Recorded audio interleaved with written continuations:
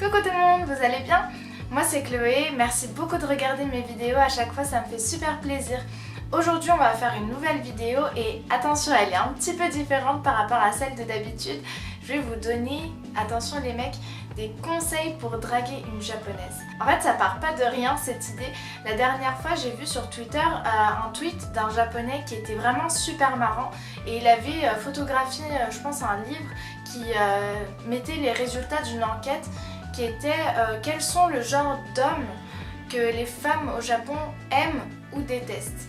Et en fait ce qui est super marrant, je sais pas si c'est fait exprès ou non, c'est que les résultats c'est exactement la même chose. Par exemple si on prend le premier c'est Nikoyaka na egao et le deuxième c'est Nia nia shita kao. En fait ça veut dire la même chose, c'est quelqu'un qui sourit.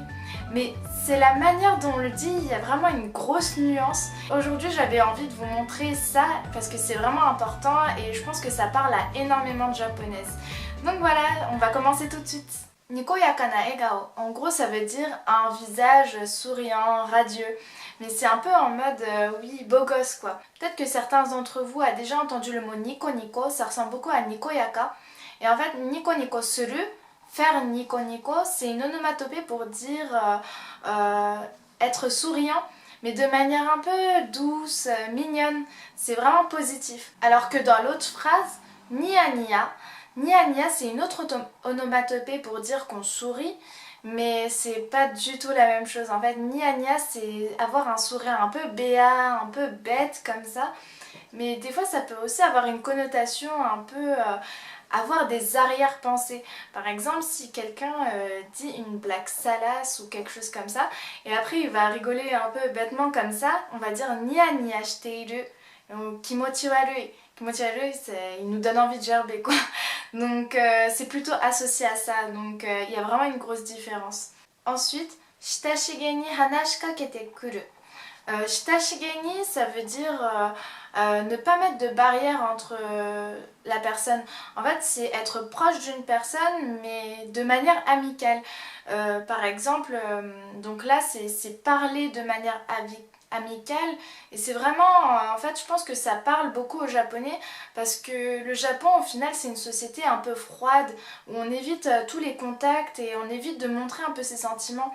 Donc dès que quelqu'un parle vraiment de manière enjouée et sans barrière, en fait, ça nous met vraiment en confiance et ça nous fait plaisir en fait. Du coup, je pense que c'est plutôt par rapport à ça. Alors que l'autre manière de dire, c'est Nare nareshiku hanashikakete kuru. Nare nareshi, c'est un mot pour dire qu'on est trop proche. Vraiment, la personne elle est sans gêne et c'est pas bien quoi. C'est pour dire en gros, il a trop pris la confiance. C'est quand le mec par exemple, il a rien compris et il commence à brûler les étapes, il commence à dire par exemple « Ah, t'es trop belle ma chérie !» Mais t'es en mode « Mais depuis quand je suis ta chérie ?» Enfin vous voyez un peu le truc, c'est pas du tout comme ça qu'il faut s'y prendre, donc voilà. Ensuite, faut que le mec soit « Oshare de seiketsukan ga aru ».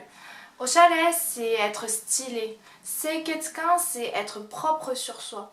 Donc en fait, en gros, faut que c'est la base quoi, faut qu'il soit bien. Quand une fille est oshare, ça veut dire qu'elle est à la mode, elle est classe, tout ça, alors que midashinami ni ki o tsukai sugi. En fait, midashinami, c'est l'apparence, c'est en fait un peu le regard des autres et ki o tsukai sugi. En fait, c'est ça qui est important, c'est faire trop attention au regard des autres.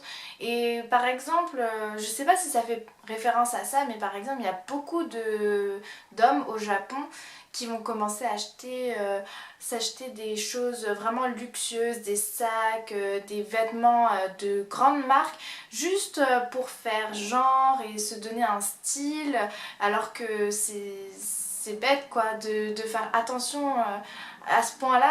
Ensuite, chanto me o mite hanasu.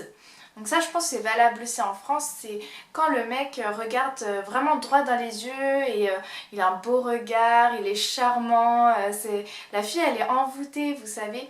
Mais jiro jiro me o mite hanasu, jiro jiro c'est pas du tout la même chose.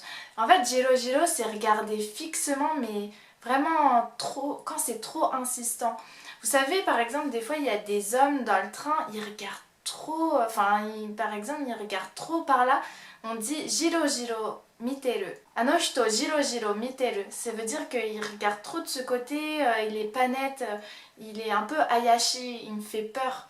Donc ça veut plutôt dire ça en fait. C'est jiro jiro miteru, c'est pas du tout bien quoi. Ou par exemple, si un mec regarde trop la poitrine, on peut dire ça aussi. Kochi bakari jiro jiro miteru, ça veut dire qu'il fixe trop la poitrine ou ce genre de choses. Ça veut dire ça en fait.